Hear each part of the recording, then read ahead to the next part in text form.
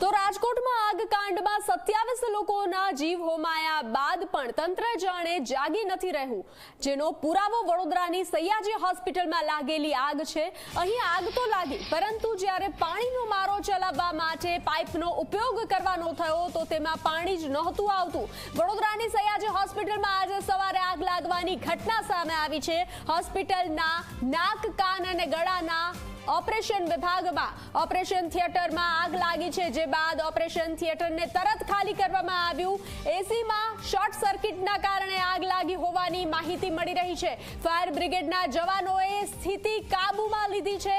આગ લાગી ત્યારે નાઇટ્રોજન અને ઓક્સિજન ગેસ લીક થયો હતો, પરંતુ ત્યારની સ્થિતિ જોયા બાદ ફાયર વિભાગના કર્મચારીઓએ આ માહિતી આપી છે કે અહીં ફાયરના સાધનો તો હતા, પરંતુ પાણીની લાઇનમાં પાણી નહોતું આવી રહ્યું। જ્યારે સયાજી હોસ્પિટલના ફાયર ઓફિસરનું કહેવું છે કે એક ડીઝલ પંપ સેટની કામગીરી ચાલી રહી છે, એટલે પાણી નહીં આવ્યું હોય। જો આગ વધુ હોત તો આ મોટી ભૂલ, મોટી દુર્ઘટનાના આમંત્રણ આપી શકે। તો આજે આગ લાગી એટલે આ ઘટના સામે આવી છે અને હવે કોર્પોરેશન સયાજી હોસ્પિટલને નોટિસ પણ પાઠવવાનું છે।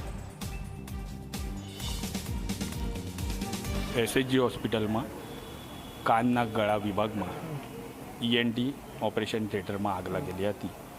એસીમાં શોર્ટ સર્કિટના કારણે આગ લાગેલી હતી અને બીએ સેટ પહેરીને અમારા જવાનોને અંદર મોકલેલા અને આગ પર કાબૂ મેળવેલો હતો। વેન્ટિલેટરમાં આગ લાગી હોવાની વાત છે, એવું કંઈ વેન્ટિલેટરમાં હવે ખબર નથી, પણ ચોક્કસ ખબર નથી હજુ, પણ અંદર એસીના અંદર અમે જોતા સ્થળ તપાસ કરતા એસીના અંદર શોર્ટ સર્કિટના કારણે આગ લાગેલી અને ગેસ ઓક્સિજનનો જે બોટલ છે પણ લીકેજ થયો છે। ઓક્સિજન અને નાઇટ્રોજનની લાઇન ચાલુ હતી, એના કારણે આગ વધારે ફેલાઈ। લીકેજ થયો છે? હા, લીકેજ।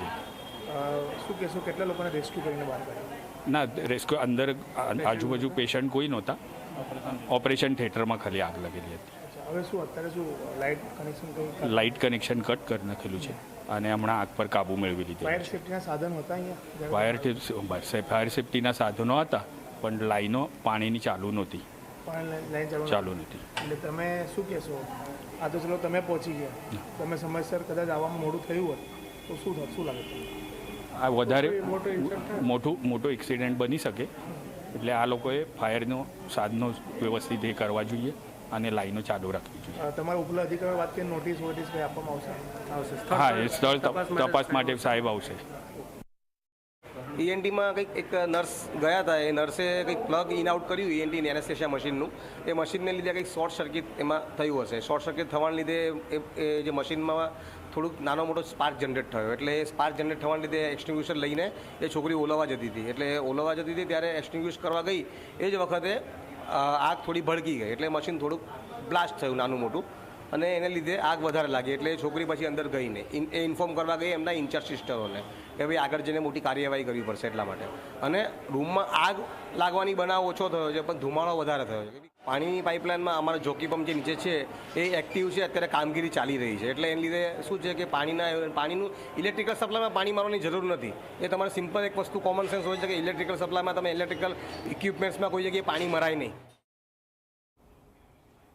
વધુ વિગતો આપી રહ્યા છે સંવાદદાતા રવિજી। રવિ, રાજકોટ આગ કાંડ જે સર્જાયો ત્યારબાદ જે તંત્ર જાગ્યું, તો તંત્રએ આશા જન્માવી હતી કે ક્યાંક ને ક્યાંક લોકોને હવે સેફટી મળી રહી છે અને તપાસ કરવામાં આવી રહી છે, પરંતુ તમામ દાવા પોકળ થઈ ચૂક્યા છે જે આ વડોદરાની જે અગ્નિની ઘટના સામે આવી છે તેને લઈને।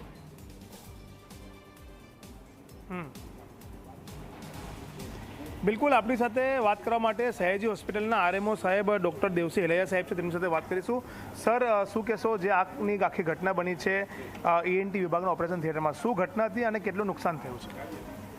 નુકસાન તો એસેસમેન્ટ કરીએ છીએ। ઘટના બની છે અને અમારી જે ફાયર સિસ્ટમ લગાવેલી છે હોસ્પિટલમાં, એમાં ઈએનટી વિભાગમાં પણ લાગે છે, ત્યાંથી મોક ડિટેક્ટર હોય, ત્યાંથી અમને ખ્યાલ આવ્યો કે ક્યાંક ધુમાડા નીકળી રહ્યા છે। એ મોક ડિટેક્ટરનું કામ આ જ હોય છે, એટલે અમારા ફાયરમેનના ફાયર ઓફિસરને એની એલાર્મ ગઈ, એટલે એમણે તાત્કાલિક ઘટના સ્થળે જઈ અને જે ઘટના બની હતી એની ઉપર કાબૂ લીધેલો છે। અમારી પાસે ઉપલબ્ધ બધા ફાયર સેફ્ટીના સાધનો સાથે બધો જે સ્ટાફ હતો એમણે કાબુ મેળવ્યો છે અને ત્યાં છે તે એટલી મોટી આગ લાગી નથી, ધુમાડા નીકળ્યા હતા અને બધી જ એની કંટ્રોલના કામગીરી કરી લેવામાં આવેલી છે અને સવારમાં હજુ ઓટી ચાલુ કરવાનું હોય એ પહેલાં હોય એટલે ત્યાં કોઈ જાનહાનિનો પ્રશ્ન આવતો નથી કારણ કે દર્દીઓ હતા નહીં. પણ સાહેબ, ફાયર વિભાગના જે અધિકારી છે કહી રહ્યા છે કે પાણીની જે લાઈન હતી કોર્પોરેશન સયાજી હોસ્પિટલની, એ લાઈન બંધ હાલતમાં હતી ને તેના કારણે પાણીનો મારો ન ચલાવી શક્યા. ના, ત્યાં પાણીનો મારો ચલાવવાની જરૂર નથી. અમારી પાસે જે સેફટી સાધનો છે એ સેફટી સાધનોથી જ આખું એ કંટ્રોલ કરી લીધેલું છે.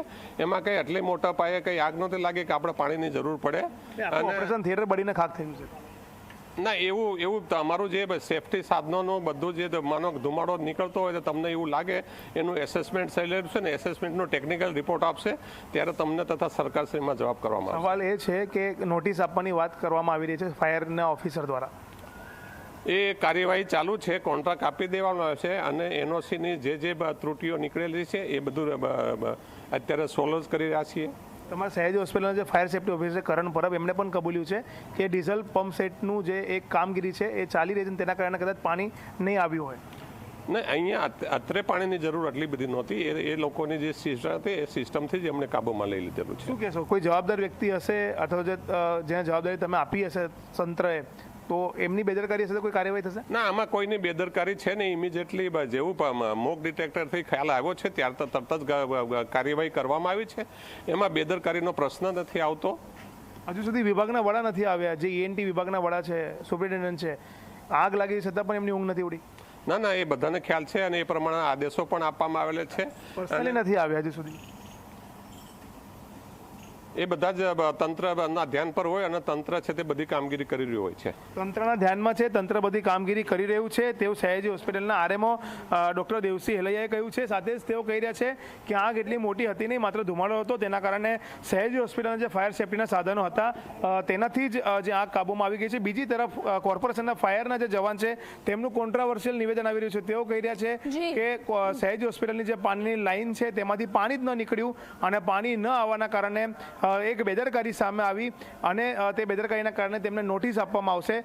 બીજી મહત્વની બાબત છે કે ઈએનટી વિભાગના વડા ડૉક્ટર રંજન અય્યર સાહેબ છે અને તેઓ પણ હજુ સુધી સયાજી હોસ્પિટલ નથી પહોંચ્યા. ત્યારે સવાલ એ થઈ રહ્યો છે કે જો આગમાં કોઈનું મોતનું તાંડવ થયું હોત તો જ તેઓ સયાજી હોસ્પિટલમાં દોડી આવત. કારણ કે આગ લાગી છે, ઓપરેશન થિયેટરમાં લાગી છે, આખા વિભાગમાં લાગી છે, ત્યારે તેમની જવાબદારી છે કે તેઓ આવે અને શું નુકસાન થયું છે અથવા તો કયા પ્રકારની ઘટના બની છે તેની માહિતી મેળવે. પરંતુ તેઓ પર્સનલી નથી આવ્યા, માત્ર ફોન પર માહિતી મેળવતા હોય તે પ્રકારની વાત આરએમઓ કરી રહ્યા છે અને આ જે ગંભીર બેદરકારી છે તે સયાજી હોસ્પિટલ સત્તાધીશોની સામે આવી રહી છે. જી રવિ, જાણકારી સાથે જોડાવા બદલ